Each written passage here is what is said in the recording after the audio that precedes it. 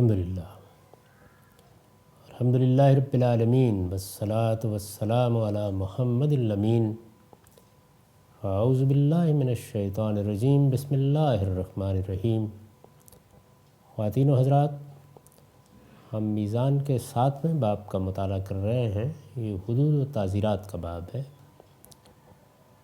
اس میں رجم کی روایات زیر بحث ہے۔ نبی صلی اللہ علیہ وسلم کے زمانے میں رجم کی سزا کے جو واقعات پیش آئے، ہم ان واقعات کا مطالعہ کر رہے ہیں۔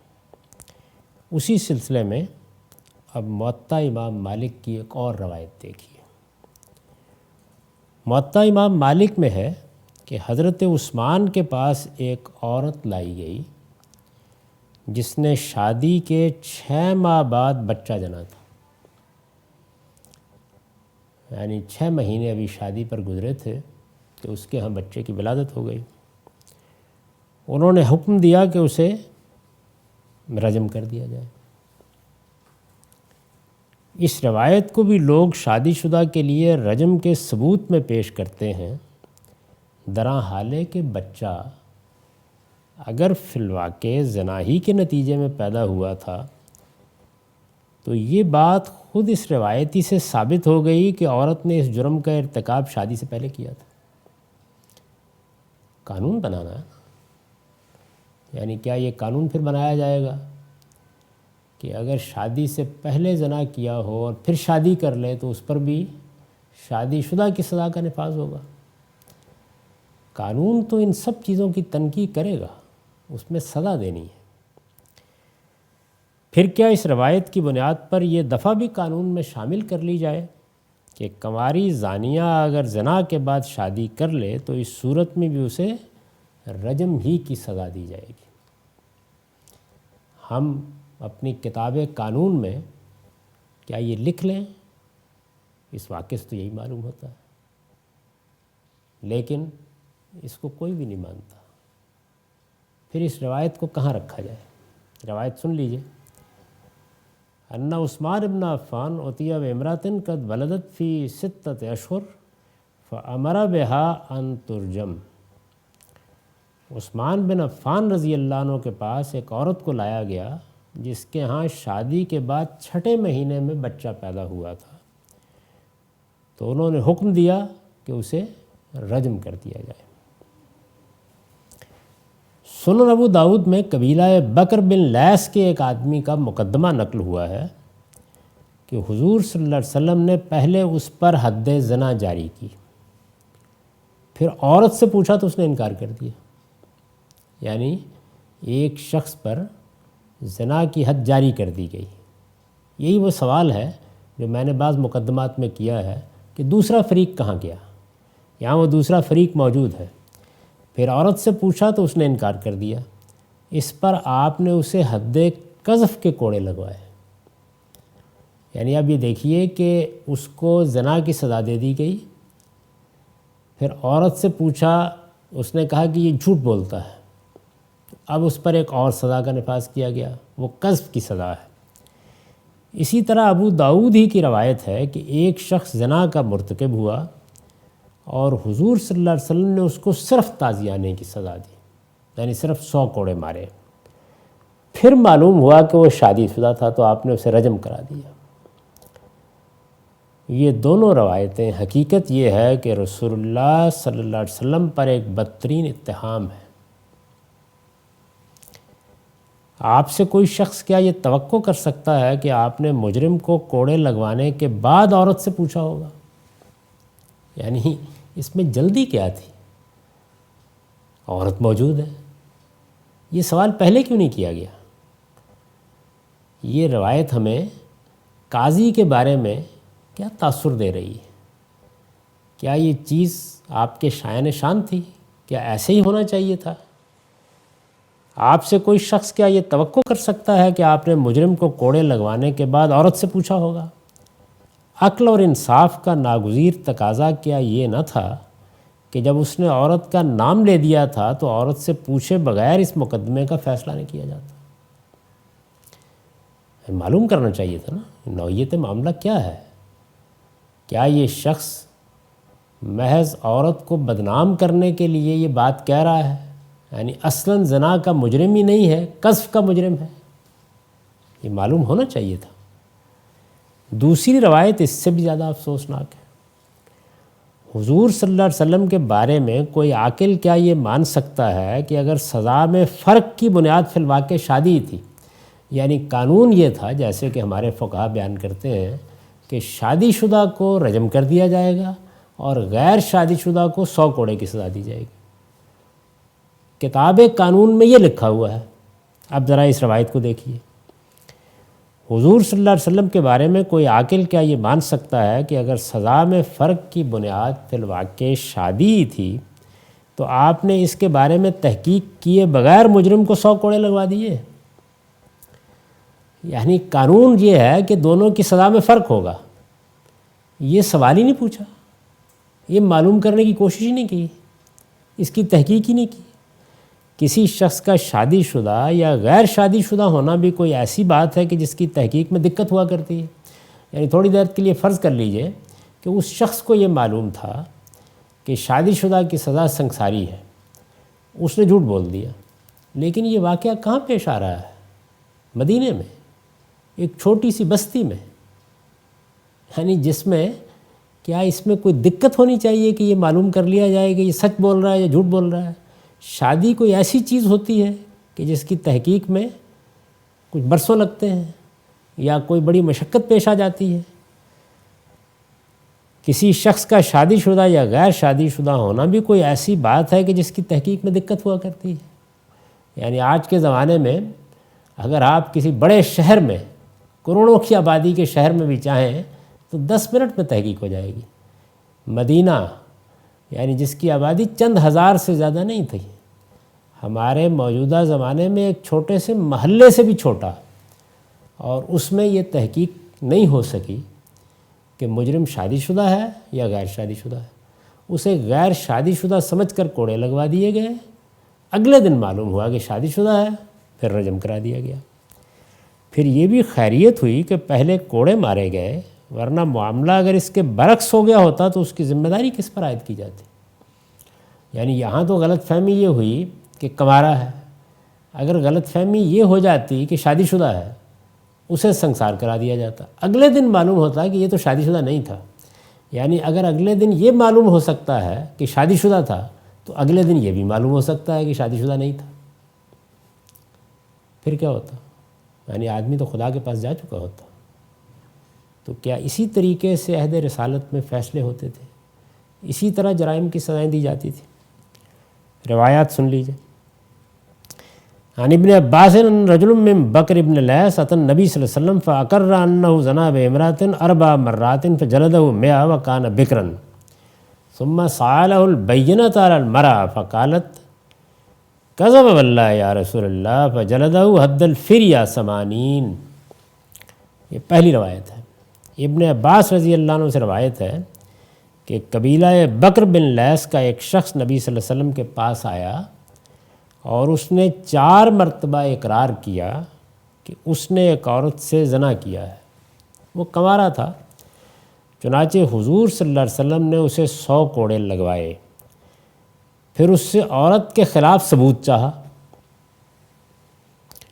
تو اس بی بی نے کہا اللہ کی قسم اس نے جھوٹ بولا ہے یا رسول اللہ۔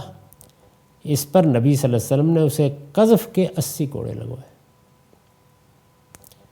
دوسری روایت عن جابر ان رجل زنا بامرأة فلم یولم باحسانہ فجلد ثم علم باحسانہ فرجم۔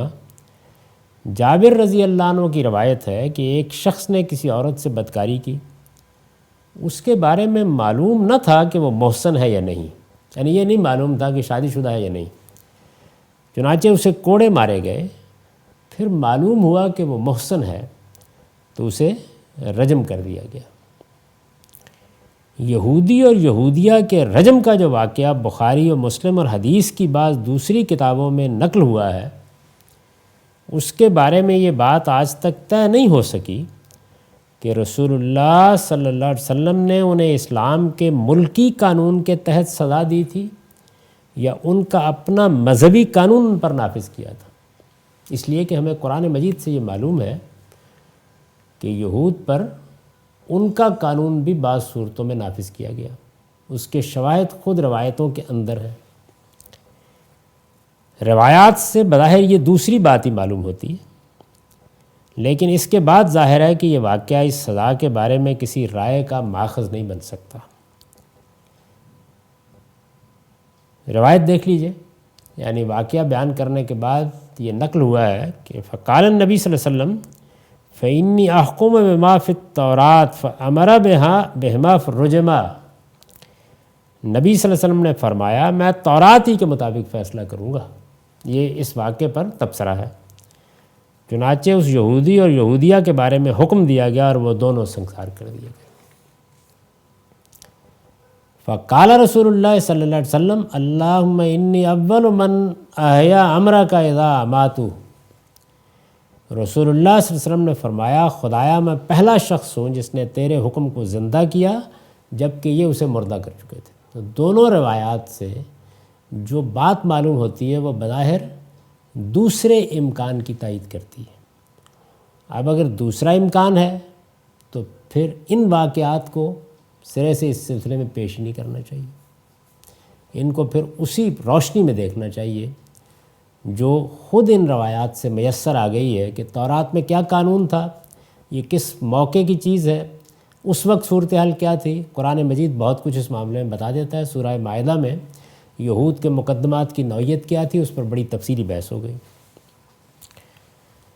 غامدیہ کا واقعہ بھی حدیث کی متعدد کتابوں میں بیان ہوا ہے۔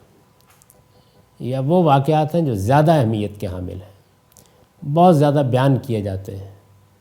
بالعموم یہی واقعات ہیں جن کو بیان کرنے کے بعد لوگ یہ تاثر دیتے ہیں کہ امام حمید الدین فرائی نے اور امام امین احسن اصلاحی نے کسی بڑے جرم کا ارتکاب کر دیا ہے۔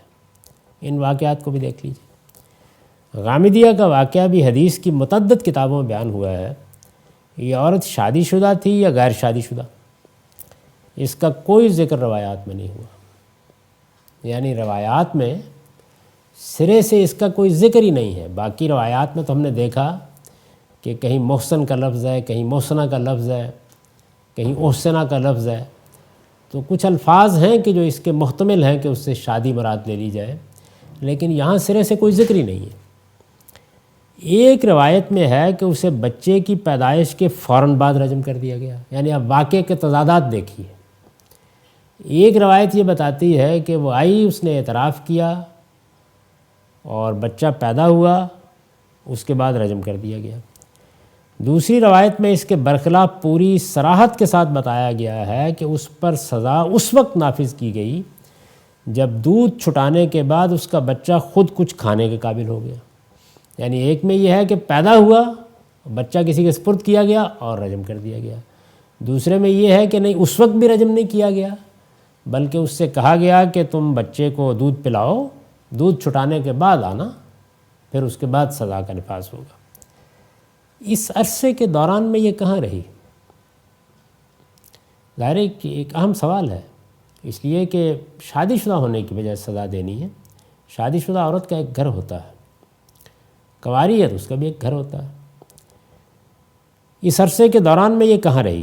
ایک روایت کے مطابق اسے ایک انصاری نے اپنے پاس رکھا، اور دوسری روایت کے مطابق یہ ذمہ داری اس کے ولی پر ڈالی گئی۔ اب کس کا یقین کیجئے؟ یعنی اس کے ولی پر۔ کون تھا ولی؟ دوسری روایت کہتی ہے کہ نہیں، ایک انصاری نے پیشکش کی، اس کا کوئی تعلق اس کے ساتھ نہیں تھا، اس کو اس کی تحویل میں دے دیا گیا۔ یہ کوئی ڈیرے والی تھی جو پیغمبر سے بیعت میں یہ وعدہ کرنے کے بعد کہ اب وہ زنا کے قریب نہ جائے گی، پھر اس جرم میں ملوث ہوئی اور حمل کی وجہ سے اعتراف پر مجبور ہو گئی، یا کوئی شریف زادی تھی جو شوہر کے ہوتے ہوئے کہیں اتفاقاً بدکاری کا ارتکاب کر بیٹھی۔ یعنی جب ہم سزا دینے لگیں گے تو مجرم کے احوال کیا ہیں یہ معلوم کریں گے نا، یہ سوال پیدا ہوتا ہے۔ اس سوال کا جواب روایات سے نہیں ملتا۔ اسی طرح یہ بات بھی واضح نہیں ہوتی کہ اس کا شوہر اگر کوئی تھا، یعنی اگر وہ شادی شدہ تھی اور اس کا کوئی شوہر ہونا چاہیے، اور اس کے اہل قبیلہ یعنی ایک واقعہ پیش آ گیا ہے، ایک عورت آئی ہے، اس نے اعتراف کیا ہے اس کے یہاں بچہ ہونے والا ہے، اس کے بچے کی پیدائش تک سزا نہیں دی جا رہی، اس نے یہ زمانہ کہیں گزارنا ہے، یہ سارے واقعات پیش آ رہے ہیں۔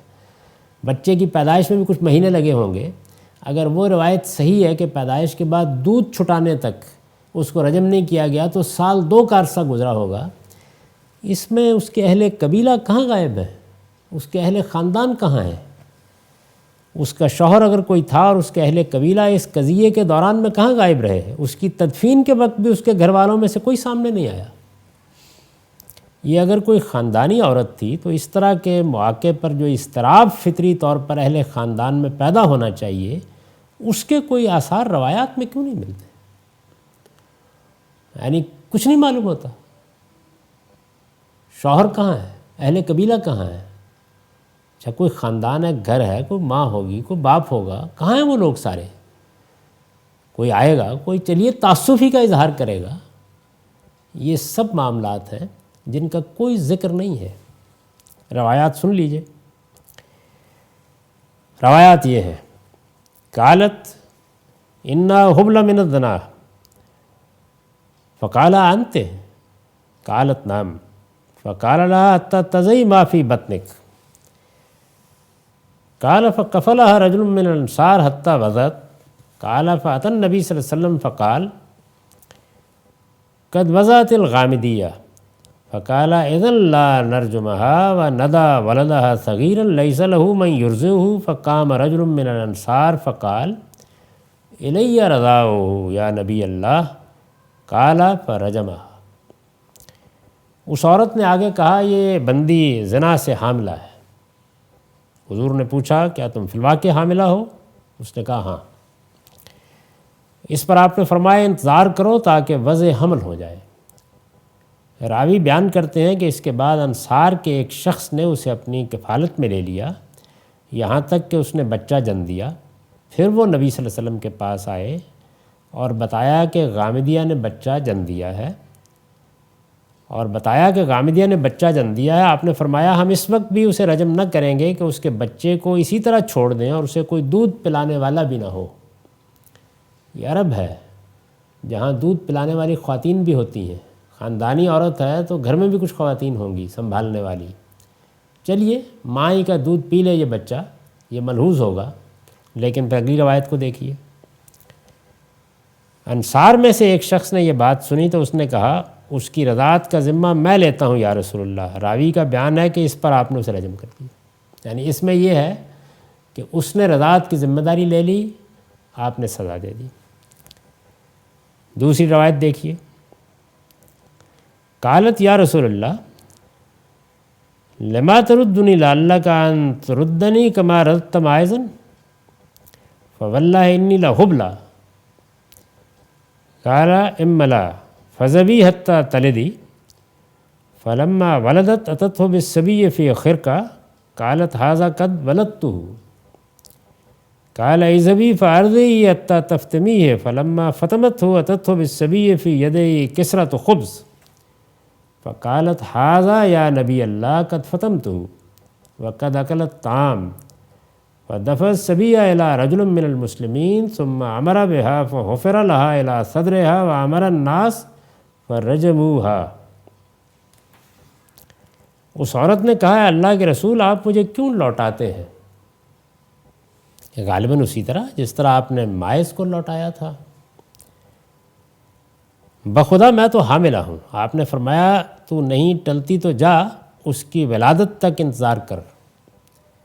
چنانچہ جب ولادت ہو گئی تو وہ بچے کو ایک کپڑے میں لپیٹ کر لائی اور اس نے کہا یہ ہے جسے میں نے جنم دیا ہے۔ حضور صلی اللہ علیہ وسلم نے فرمایا جاؤ اور اسے دودھ پلاؤ یہاں تک کہ تم اس کا دودھ چھٹا سکو۔ چنانچہ جب اس نے دودھ چھٹایا تو وہ بچے کو لے کر اس طرح آئی کہ اس کے ہاتھ میں روٹی کا ٹکڑا تھا اور اس نے کہا اللہ کے نبی یہ میں نے اس کا دودھ چھٹا دیا ہے اور یہ اب کھانے لگا ہے۔ اس پر آپ نے بچے کو مسلمانوں میں سے ایک شخص کے سپرد کیا، پھر حکم دیا کہ اس کے سینے تک گڑھا کھودا جائے، پھر لوگوں سے کہا اور انہوں نے اسے رجم کر دیا۔ پہلی روایت یہ بتا رہی تھی وہ بھی مسلم کی ہے، یہ بھی مسلم کی ہے۔ پہلی روایت یہ بتا رہی تھی کہ اس انصاری نے رضاعت کی ذمہ داری لے لی۔ یہاں یہ ہے کہ نہ صرف یہ کہ اس نے دودھ چھٹایا بلکہ آ کے بتایا کہ یہ دیکھیے اب یہ روٹی کھانے لگ گیا ہے۔ وہ روایت قبول کی جائے یا یہ قبول کی جائے؟ یعنی یہ کوئی معمولی فرق ہے، معمولی تضاد ہے؟ یہاں پوری تفصیل بیان ہوئی ہے، وہاں بھی پوری تفصیل بیان ہوئی ہے۔ وہاں انصاری آگے بڑھ کے کہہ رہا ہے رضاعت کی ذمہ داری میں لے رہا ہوں، یہاں رضاعت بھی ہوئی ہے، بچہ روٹی کھانے کے قابل ہو گیا ہے، اس کے بعد وہ خود لے کر آئی ہے۔ اس کے بعد یہ دیکھیے اس پر آپ نے بچے کو مسلمانوں میں سے ایک شخص کے سپرد کر دیا۔ جس روایت میں یہ ہے کہ ولی تھا تو ولی کے سپرد کیوں نہیں کیا؟ خاندانی عورت تھی تو اہل خاندان کہاں تھے؟ اچھا چلیے وہ اس بچے کو قبول کرنے کے لیے تیار نہیں تھے تو کم سے کم یہ چیز تو زیر بحث آنی چاہیے تھی روایت میں۔ عن عمران بن حسین ان امرأۃ من جہینۃ اتت نبی اللہ صلی اللہ علیہ وسلم وہی حبل من الزنا فقالت یا نبی اللہ اصبت حدا فاقمہ علی فدعا نبی اللہ صلی اللہ علیہ وسلم ولیہا فقال احسن الیہا فاذا وضعت فاتنی بہا ففعل فامر بہا نبی اللہ صلی اللہ علیہ وسلم فشقت علیہا ثیابہ ثم امر بہا فرجمت۔ عمران بن حسین کی روایت ہے کہ قبیلہ جہینہ کی ایک عورت، یہ وہی قبیلہ ہے، غامدیہ کا واقعہ ہے، نبی صلی اللہ علیہ وسلم کے پاس آئی اور وہ زنا سے حاملہ تھی۔ اس نے حضور سے کہا اے اللہ کے پیغمبر میں حد کی مستحق ہوں، مجھے سزا دیجیے۔ اس پر نبی صلی اللہ علیہ وسلم نے اس کے ولی کو بلایا اور اس سے کہا اس کے ساتھ اچھا برتاؤ کرو اور جب یہ بچہ جن لے تو اسے میرے پاس لے آؤ۔ چنانچہ اس نے یہی کیا۔ پھر نبی صلی اللہ علیہ وسلم نے حکم دیا تو اس کے کپڑے اس کے جسم پر باندھ دیے گئے، پھر حکم دیا تو وہ رجم کر دی گئی۔ یہ 3 روایات ہیں، تینوں مسلم کی روایات ہیں۔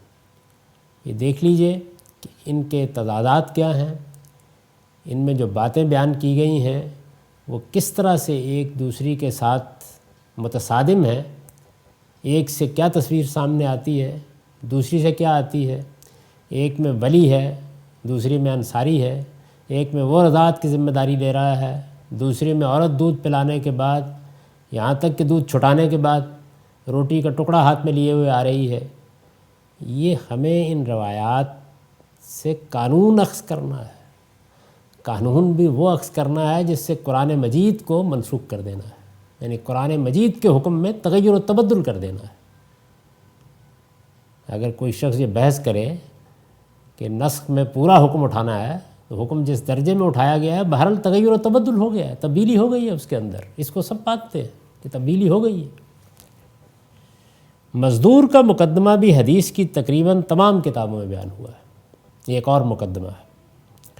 بخاری کی روایت کے مطابق یہ جس شخص کے ہاں اجرت پر کام کرتا تھا اس کی بیوی سے زنا کا مرتکب ہوا، یعنی ایک مزدور کا واقعہ ہے۔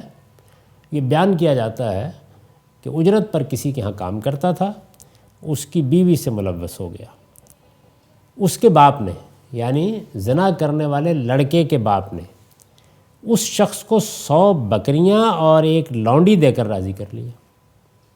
یعنی اندازہ کیجئے کہ ایک مزدور ہے، وہ گھر میں کام کرتا ہے، اجرت پر کام کرتا ہے، وہ بیوی سے ملوث ہو گیا ہے، شوہر صاحب نے 100 بکریاں اور ایک لونڈی دے کر اس کو راضی کر لیا، مگر اہل علم نے اسے بتایا کہ اس معاملے میں راضی نامے کی گنجائش نہیں ہے۔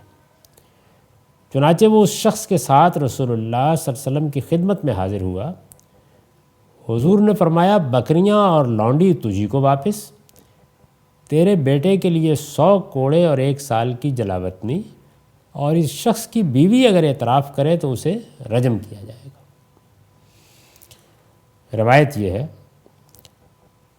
اخبرنی عبید اللہ انہ سمع ابا ہریرہ و زید بن خالد قال كنا عند النبی صلی اللہ علیہ وسلم فقام رجل فقال انشدک اللہ الا قضیت بیننا بکتاب اللہ فقام خصمہ وکان افقہ من فقال اقض بیننا بکتاب اللہ واذن لی قال قل قال ان ابنی کان اسیفا علی ھذا فزنا بامرأته فافتدیت منه بمئة شاة وخادم ثم سألت رجالا من اہل العلم فاخبرونی ان علی ابنی جلد میت و تقریب عام و علی امراتہ الرجم، فقال النبی صلی اللہ علیہ وسلم والذی نفسی بیدہ لاقضین بینکما بکتاب اللہ جل ذکرہ المیت شاۃ والخادم رد علیک و علی ابنک جلد میت و تقریب عام وغد یا انیس علی امرات ھذا فإن اعترفت فرجمھا۔ عبید اللہ نے بتایا کہ ابو ہریرہ اور زید بن خالد دونوں نے ان سے کہا کہ ہم نبی صلی اللہ علیہ وسلم کے پاس بیٹھے ہوئے تھے کہ ایک شخص اٹھا اور اس نے کہا میں آپ سے یہ چاہتا ہوں کہ آپ ہمارے درمیان اللہ کی کتاب کے مطابق فیصلہ کر دیں۔ یعنی مجلس میں رسول اللہ صلی اللہ علیہ وسلم موجود ہیں، کچھ دوسرے لوگ بھی موجود ہیں، کسی شخص نے اٹھ کے یہ کہا کہ قضیہ ہے، میں آپ کی خدمت میں حاضر ہوا ہوں اور میں یہ چاہتا ہوں کہ آپ اللہ کی کتاب کے مطابق ہمارا فیصلہ کر دیں۔ اس پر فریق مخالف کھڑا ہوا اور وہ اس کے مقابلے میں کچھ سمجھدار معلوم ہوتا تھا۔ اس نے کہا کہ آپ ہمارے درمیان اللہ کی کتاب کے مطابق ہی فیصلہ کیجئے اور مجھے اجازت دیجئے کہ میں روداد مقدمہ بیان کروں۔ آپ نے فرمایا کہو۔ اس نے عرض کیا میرا بیٹا اس شخص کے ہاں مزدور تھا، اس کی بیوی سے اس نے زنا کا ارتکاب کیا، میں نے اسے 100 بکریاں اور ایک خادم فدیے کے طور پر دیے۔ پھر میں نے اہل علم سے پوچھا تو انہوں نے بتایا کہ میرے بیٹے کے لیے 100 کوڑے اور 1 سال کی جلاوطنی کی سزا ہے اور اس کی بیوی سنگسار کی جائے گی۔ اس پر نبی صلی اللہ علیہ وسلم نے فرمایا مجھے قسم ہے اس ذات کی جس کے قبضے میں میری جان ہے، میں تمہارے درمیان اللہ کی کتاب کے مطابق ہی فیصلہ کروں گا۔ 100 بکریاں اور خادم تجھی کو واپس، تیرے بیٹے کے لیے 100 کوڑے اور 1 سال کی جلاوطنی، اور انیس یہ صحابی ہیں، تم اس کی بیوی کے پاس جاؤ، وہ اگر اعتراف کرے تو اسے رجم کر دو۔ اس مقدمے کی یہ روداد بھی اگر غور کیجئے تو نہایت مبہم ہے۔ یہ کون غیور عرب تھا جس نے بیوی کی گردن مار دینے یا کم سے کم اسے علیحدہ کر دینے کی بجائے اس کی عصمت کا سودا 1 لونڈی اور 100 بکریوں میں چکا دیا؟ کیا یہ فی الواقع شرفاء کا کوئی گھرانہ تھا، یا اس کی روایت یہی تھی کہ پہلے کسی شخص کو پھانسا جائے اور پھر آبرو کی قیمت لے کر معاملہ ختم کر دیا جائے؟ جرم کا افشا کس طرح ہوا؟ مجرم پکڑے گئے یا بیوی نے خود شوہر کو بتایا کہ وہ اپنے مقصد میں کامیاب ہو گئی ہے اور اب وہ لڑکے کے باپ سے لونڈی اور بکریوں کا مطالبہ کر سکتا ہے؟ لڑکے کا کردار کیا تھا؟ مقدمے کی روداد میں بصراحت بیان ہوا ہے کہ فریقین جب حضور کے پاس آئے تو مسئلہ اس جرم کی سزا کے بارے میں محض کسی علمی اختلاف کا نہ تھا، بلکہ اس کی نوعیت ایک جھگڑے کی تھی۔ یہ جھگڑا کیوں پیدا ہوا؟ اس کی نوعیت کیا یہی نہ تھی کہ عورت کا شوہر لونڈی اور بکریاں ہاتھ سے دینے کے لیے تیار نہ تھا اور لڑکے کے باپ کی خواہش تھی کہ زانیہ بھی کیفر کردار کو پہنچے اور اس کے بیٹے کو بھی قرار واقعی تنبیہ ہو جائے؟ یہ سوالات ہیں، ظاہر ہے کہ جو آدمی بھی اس روداد کو سنے گا یہ سوالات اس کے ذہن میں پیدا ہوں گے۔ ان سوالات کا کوئی واضح جواب اس مقدمے کی روداد میں نہیں۔ قانون کے نقطہ نظر سے یہ سمجھنے کی باتیں ہیں، اور میں پھر عرض کر دوں کہ اگر معاملے کی نوعیت یہ ہوتی کہ ایک حکم معلوم ہے یا قرآن میں ذکر ہی نہیں ہے اور کسی واقعے کی روداد ہم پڑھ رہے ہیں، وہ پوری ہے، وہ ادھوری ہے، وہ ناقص ہے، وہ متناقض ہے، چلیے چھوڑیے۔ یہاں معاملے کی سنگینی یہ ہے کہ ہمیں زنا کی سزا کے بارے میں شریعت کا حکم متعین کرنا ہے۔ قرآن میں اس کی ایک متعین سزا بیان ہو چکی ہے۔ مسئلہ یہ ہے کہ جو کچھ معلوم ہو رہا ہے اس سے ہمارے فقہا قرآن مجید کی آیت میں تبدیلی کرنے جا رہے ہیں، تغیر کرنے جا رہے ہیں، اور اگر دوسرا لفظ پستار لے لیجئے تو اسے منسوخ کرنے جا رہے ہیں۔ اور مقدمات کی نوعیت یہ مقدمات ہیں جو مائز کے مقدمے سے پہلے میں نے تفصیل کے ساتھ بیان کر دی ہے۔ مائز کا مقدمہ زیادہ شہرت رکھتا ہے، اس کے سوا بھی کچھ مقدمات ہیں، اس وجہ سے اب اس کو بھی دیکھ لیجئے۔ اس سلسلے کا اہم ترین مقدمہ ماعز اسلمی کا ہے۔ یہ ایک یتیم تھا جس کی پرورش حزال اسلمی کے گھر میں ہوئی، یعنی ایک یتیم بچہ تھا۔ یہ بیان کیا جاتا ہے کہ حزال اسلمی نے اس کو پالا۔ ایک دن یہ ان کے پاس آیا اور انہیں بتایا کہ میں مہیرہ نامی ایک عورت کے پیچھے پڑا ہوا تھا، آج اس سے اپنی خواہش میں نے پوری کر لی۔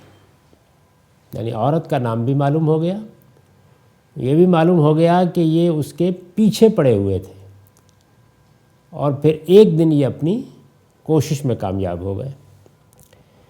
لیکن اب نادم ہوں کہ میں نے یہ کیا حرکت کر ڈالی۔ حزال نے اسے مشورہ دیا کہ تم رسول اللہ صلی اللہ علیہ وسلم کی خدمت میں خود حاضر ہو جاؤ۔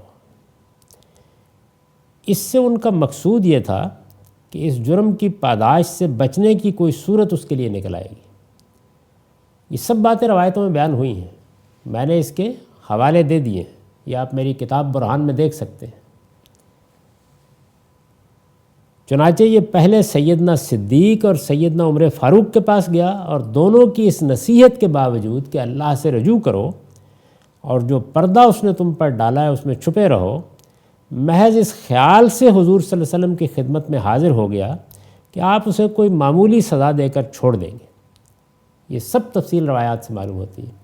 یعنی حزال اسلمی نے مشورہ دیا ہے، یہ جلیل القدر صحابہ کے پاس گیا، انہوں نے اس کو نصیحت کی کہ اللہ سے توبہ کرو، یہ اس کے باوجود رسول اللہ صلی اللہ علیہ وسلم کے پاس آیا، اور آنے کا محرک کیا تھا یہ خود ماعز نے بیان کر دیا ہے کہ مجھے یہ گمان نہیں تھا کہ مجھے موت کی سزا دی جائے گی یا مجھے رجم کرا دیا جائے گا۔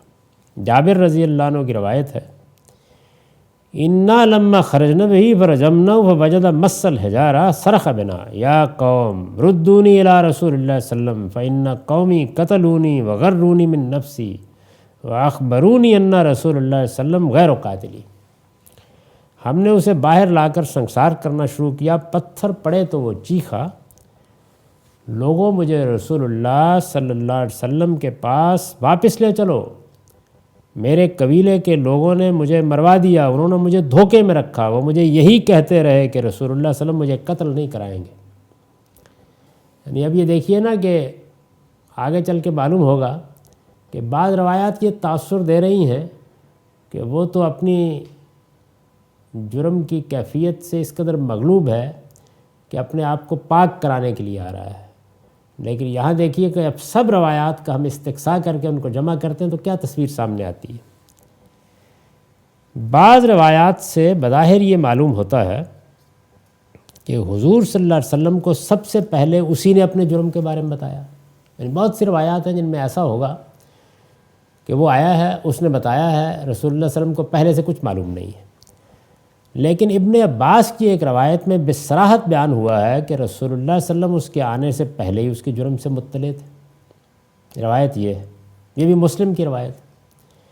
ان نبی صلی اللہ علیہ وسلم قال لماعز ابن مالک احکم ما بلغنی عنک قال وما بلغک انی قال بلغنی انک وقعت بجاریۃ آل فلاں قال نعم قال فشہد اربع شہادات ثم امر به فرجم۔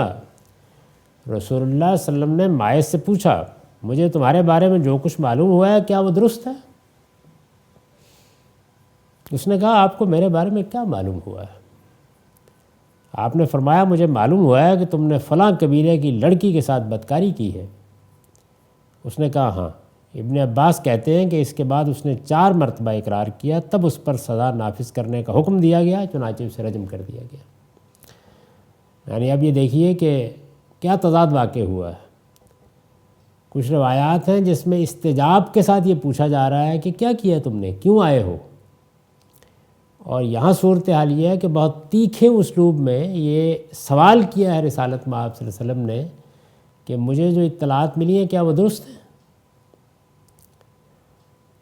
یہ کوئی معمولی تناقض نہیں ہے، اس سے مقدمے کی صورت میں زمین و آسمان کا تغیر واقع ہو جاتا ہے۔ اصل میں یہی وہ چیزیں ہیں جن کو سامنے رکھ کر میں نے وہ سوالات اٹھائے ہیں کہ اگر یہ روایت ابن عباس کی نہ ہوتی مثال کے طور پر تو پھر ہم ان روایات سے کیا سمجھتے، اور اگر وہ نہ ہوتی تو اس روایت سے کیا سمجھتے؟ اس کے جرم کی نوعیت کیا تھی، اس کے بارے میں کوئی واضح بات اگرچہ روایات میں بیان نہیں ہوئی، لیکن ابن سعد کی روایت کے مطابق جس عورت سے اس نے بدکاری کی اسے چونکہ حضور صلی اللہ علیہ وسلم نے بلایا، یعنی اب دوسرا فریق یہاں موجود ہے، بلایا مگر اس سے کچھ مواخذہ نہیں کیا، یعنی کچھ نہیں کہا آپ نے اسے، اس وجہ سے صاف یہی معلوم ہوتا ہے کہ اس نے زنا بالجبر کا ارتکاب کیا۔ یہ طبقات کبریٰ میں ہے کہ دعا رسول اللہ صلی اللہ علیہ وسلم المرأة التي اصابها فقال اذهبي ولم يسأل عن شيء، رسول اللہ صلی اللہ علیہ وسلم نے اس عورت کو بلایا جس سے ماعز نے زنا کیا تھا، پھر اسے کہا چلی جاؤ، اور اس سے کچھ تعرض نہیں کیا۔ کیوں نہیں کیا؟ یعنی آخر کچھ تو کہنا چاہیے تھا، اگر وہ فی الواقع مجرم تھی، چلیے وہ لونڈی تھی، اس کو یہ سزا نہیں دینی تھی، تنبیہ تو کرنا تھی، نصیحت تو کرنا تھی، کچھ تو کہنا تھا، کچھ بھی نہیں کہا، سر پر ہاتھ رکھا اور کہا کہ چلی جاؤ۔ تو کیا اس سے یہ قیاس کیا جائے، یہ خیال کیا جائے کہ یہ زنا بالجبر کا مقدمہ ہے؟ میں کوئی رائے نہیں دے رہا، میں یہ کہتا ہوں کیا یہ سوال پیدا ہوتا ہے یا نہیں ہوتا، یعنی ان مقدمات کی نوعیت واضح کرنا مقصود ہے، ہمیں ان سے ایک قانون اخذ کرنا ہے، کیا فی الواقع یہ اس قانون کا ماخذ بن سکتے ہیں؟ یہ بحث ابھی جاری ہے، ماعز سے متعلق بہت سی روایات کا تجزیہ ہم آگے چل کے کریں گے۔ اب اس نشست کا وقت ختم ہو گیا۔ اقول قولی ھذا واستغفر اللہ لی ولکم ولسائر المؤمنین۔